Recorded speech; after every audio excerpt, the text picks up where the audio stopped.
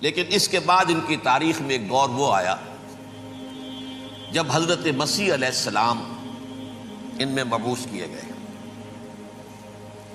یہ 1400 سالہ تاریخ کا کلائمیکس ہے یہود کی۔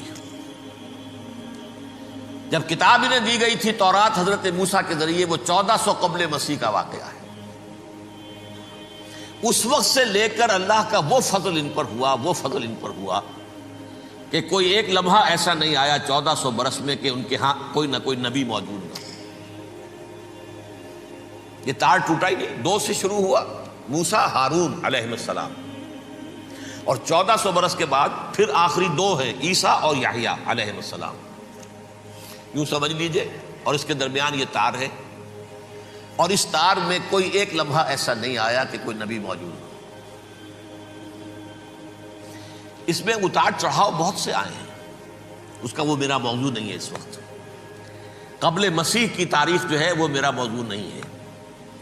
قرآن مجید میں سورہ بنی اسرائیل کے پہلے رکوع میں اس کا تذکرہ موجود ہے۔ وَقَضَيْنَا إِلَىٰ بَنِي إِسْرَائِيلَ فِي الْكِتَابِ لَتُفْسِدُنَّ فِي الْأَرْضِ مَرَّتَيْنِ وَلَتَعْلُنَّ عُلُوًّا كَبِيرًا۔ 2 مرتبہ ان پر عذاب کے کوڑے برسے، پہلے اشوریوں کے ذریعے سے جو شامی تھے، سیرینز اشوری کہلاتے ہیں، پھر بابلیوں کے ذریعے سے یعنی عراقیوں کے ذریعے سے، بیبیلونیا نام تھا عراق کا پہلے، ان پر بہت بڑی بڑی تباہیاں آئیں، اللہ تعالیٰ کی طرف سے عذاب آئے۔ اس کے بعد پھر دوسرے دور میں دوسرا اقتدار کا دور آیا، خرمستیاں بڑھ گئیں، تو پہلے گریکس کے ذریعے سے، یونانیوں کے ذریعے سے، اور پھر رومیوں کے ذریعے سے انہیں پسوایا گیا۔ یہ دور گزر چکے تھے ان پر، 2 عروج کے دور اور 2 زوال کے دور۔ میری چھوٹی سی کتاب ہے تنظیم اسلامی کا تاریخی پس منظر، شاید 6-7 روپے کی ہوگی، اس کو آپ دیکھیں گے تو اس میں اس کا پورا نقشہ آپ کو مل جائے گا۔ ویسے تو یہ کہ میری جو ذرا بڑی کتاب ہے سابقہ اور موجودہ مسلمان امتوں کا ماضی، حال اور مستقبل، اس میں میں نے ان معاملات پر بڑی تفصیل سے بحث کی۔ بہرحال یہ جو دور تھا ان کا 1400 سالہ، وہ اونچ نیچ سے ہوتا ہوا جب آیا ہے حضرت مسیح کی بعثت پر، تو ان کی شرارت کی انتہا یہ ہو گئی کہ اللہ تعالیٰ نے مسیح کو رسول بنا کر بھیجا، رسولاً الی بنی اسرائیل۔ حضرت موسیٰ اور حضرت عیسیٰ کے درمیان رسول کوئی نہیں ہے، سب نبی ہیں۔ حضرت موسیٰ رسول تھے اور حضرت عیسیٰ رسول ہیں، درمیان میں داؤد ہو، سلیمان ہو، یشعیاہ ہو، زکریا ہو، یہ سب نبی ہیں، یحییٰ نبی ہے، رسول نہیں ہے، لہذا وہ شہید کر دیے گئے۔ رسول شہید نہیں ہو سکتا، قتل نہیں ہو سکتا۔ لیکن عیسیٰ اور موسیٰ کے درمیان 1400 برس ان کے جو ہیں، اس کا کلائمیکس ہے حضرت مسیح علیہ السلام کی بعثت، اور حضرت مسیح علیہ السلام کو جسے اللہ نے اپنی روح قرار دیا، روح منہ، کلمتہ القاہا الی مریم، اللہ کا کلمہ، عظیم ترین معجزات۔ انہوں نے کیا کہا؟ یہ ولد الزنا ہے، حرام زادہ ہے، معاذ اللہ، نقل کفر نہ باشد، یہ جادوگر ہے، یہ مرتد ہے، یہ واجب القتل۔ اصل حکومت اس وقت رومیوں کی تھی حکومت، لیکن انہوں نے انہیں آٹونومی دے رکھی تھی، اپنے مذہبی معاملات تم خود طے کر سکتے ہو۔ تو کائفاس جو اس وقت کا ان کا ہیڈ ربائی تھا سب سے بڑا، اس کی عدالت نے فیصلہ کیا مسیح کو سولی چڑھا دیا جائے۔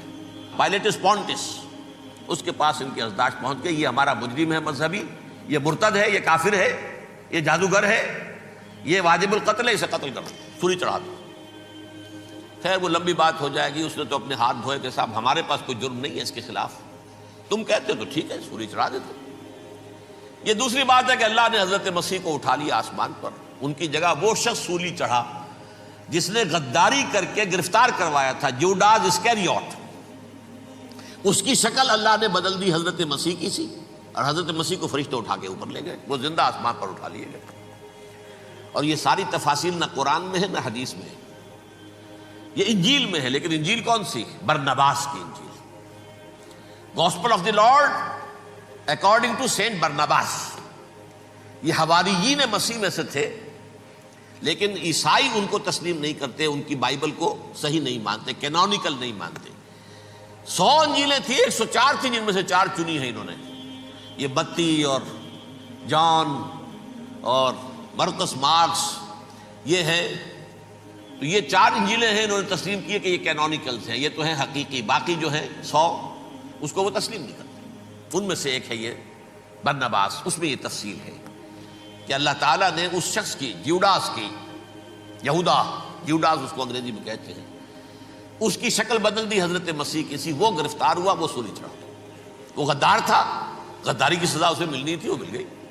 حضرت مسیح کو فرشتے 4 اٹھ رہے ہیں، جس کوٹھڑی میں حضرت مسیح مقیم تھے، ایک باغ کے اندر روپوش تھے، اس کی چھت پھٹی ہے، 4 فرشتے آئے ہیں، حضرت مسیح کو اٹھا کر لے گئے ہیں، چھت برابر ہو گئی ہے، اس کے بعد وہ شخص پکڑا گیا۔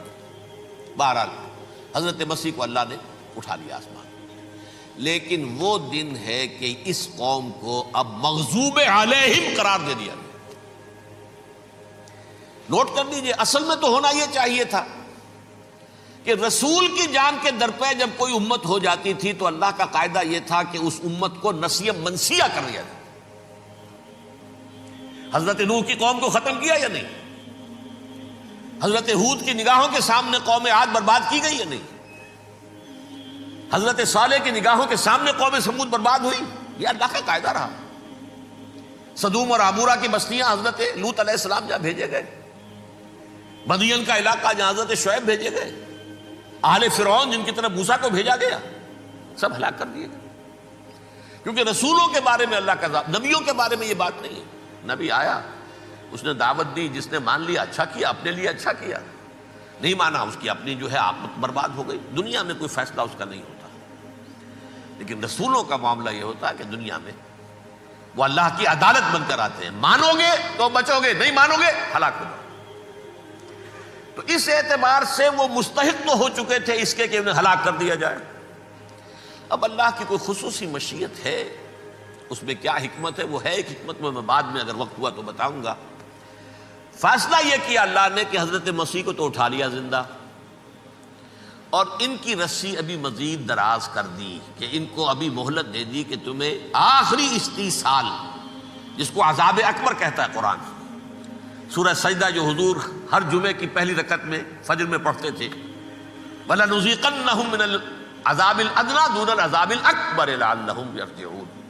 چھوٹے چھوٹے عذاب اور ایک بڑا عذاب، جبکہ قوم بالکل برباد، نسیم منسیہ، کأن لم یغنوا فیہا، ایسے ہو جائیں جیسے کوئی تھے ہی نہیں آبادیاں، لا یرا الا مساکنہم، اب ان کے مسکن نظر آتے ہیں، مکین نظر نہیں آتے۔ یہ عذاب اکبر جو ہے وہ ان پر نہیں آیا، حالانکہ وہ مستحق ہو گئے تھے اسی وقت۔ اس کو یوں سمجھیے کہ کسی شخص کو پھانسی کا حکم تو ہو جائے، ایگزیکیوشن نہیں ہوتا ہے، کئی سال گزر جاتے ہیں پڑے ہوئے، اور معاملات جو ہیں وہ چلتے رہتے ہیں۔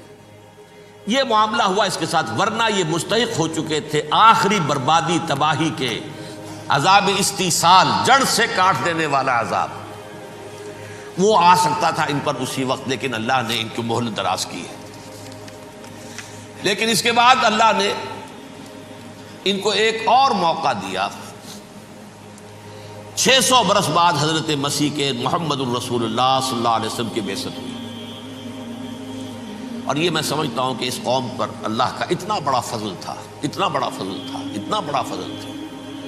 اب پھر ایک موقع دیا، عسیٰ ربکم ان یرحمکم وان عدتم عدنا، دیکھو اب بھی تمہیں ہم ایک موقع دے رہے ہیں، تمہارا رب تمہارے اوپر اب بھی فضل کرنے کو تیار ہے، رحم فرمانے کو تیار ہے۔ ان ھذا القرآن یہدی للتی ہی اقوم، اس قرآن کے سائے میں آ جاؤ، یہ شاہدرا ہے ہدایت میں آنے کا، اس میں داخل ہو جاؤ، محمد کی تصدیق کرو صلی اللہ علیہ وسلم، دامن محمدی میں آ جاؤ، اب بھی ہم تمہارے گناہ بخش دیں۔ لیکن نہیں، اس قوم نے حضرت محمد صلی اللہ علیہ وسلم کی دشمنی کی کمر کس لی، اور اب یوں سمجھیے اس تاریخ سے لے کر آج تک یہ گٹھ جوڑ ہے۔ ظاہر بات ہے کہ ابلیس کا بھی اصل دشمن اب کون ہے، یا ہدف کون ہے، ٹارگٹ کون ہے؟ جنہوں نے محمد کو نہیں مانا صلی اللہ، وہ تو ہے ہی جہنمی، ان پر کوئی اور محنت کرنے کی ضرورت کیا ہے؟ سمجھ گئے میری بات؟ حضور کی بعثت کے بعد جنہیں حضور کو رد کر دیا، ان پر ایمان نہیں لائے، وہ کون ہے؟ کافر، وہ جہنمی ہے ہی ہے، لہذا اس کے اوپر کوئی محنت صرف کرنے کی ابلیس کو ضرورت نہیں ہے۔ اس کا اصل ٹارگٹ امت محمد ہے صلی اللہ علیہ وسلم۔ وہ ساری نوع انسانی کی دشمنی اب آ کر مرکوز ہو گئی ہے امت محمد صلی اللہ علیہ وسلم کی دشمنی پر۔ اور اسی طرح یہود کا معاملہ، اگرچہ ویسے پوری نوع انسانی کے دشمن ہیں، انہیں حیوان سمجھتے، ان کی جان مال اپنے لیے مباح سمجھتے ہیں، جس طرح چاہیں لوٹے کھسوٹے کھائیں پیے انہیں، لیکن اب ان کی بھی دشمنی کا سب سے بڑا مرکز امت محمد۔ کیوں؟ وہی تکبر اور حسد، وہی بیماریاں۔ انہیں تکبر یہ ہو گیا تھا کہ 2000 سال سے یہ نبوت ہماری میراث، ہماری جاگیر، بنو اسرائیل کے اندر سینکڑوں نبی آئے، 3 کتابیں اللہ نے ہمیں عطا کی، یہ کہاں سے آ گیا محمد صلی اللہ علیہ وسلم؟ معاذ اللہ ثم معاذ اللہ، یہ امیین میں سے، یہ جنٹائلز میں سے، یہ گوئنز میں سے، یہ حقیر ان پڑھ، کہاں ہم کہاں یہ نہیں تسلیم کریں گے۔ حالانکہ قرآن کہتا ہے یعرفونہ کما یعرفون ابناہم، ان کے علماء ایسے پہچانتے تھے حضور کو جیسے اپنے بیٹوں کو پہچانتے ہیں کہ یہ آخری نبی ہے، لیکن تکبر اور حسد کی آگ میں جل اٹھے۔ اب ان کے بھی دشمنی کس سے ہے؟ محمد اور امت محمد صلی اللہ علیہ وسلم۔ یہ گٹھ جوڑ ہے۔ اب دیکھیے، یہ ہے میری گفتگو کا اب تک کی گفتگو کا حاصل، یہ گٹھ جوڑ، ایک غیر مرئی دنیا، انویزیبل دنیا کا ابلیس لعین اور جنات میں سے اس کے لشکری فوج، انسانوں میں سے ویسے تو اور بھی بہت جگہ اس کے ایجنٹ ہیں، مسلمانوں میں بھی ہے، لیکن بحیثیت قوم، بحیثیت مجموعی، ایک پوری قوم، ایک پوری نسل جو ہے اس کے ساتھ گٹھ جوڑ ہے۔ ان دونوں کی گٹھ جوڑی کے ساتھ یہ دشمن دون ہیں انسانیت کے، پہلا دشمن ابلیس لعین، عزازیل لعین، اور دوسرے دشمن یہود ملعون۔ صلی اللہ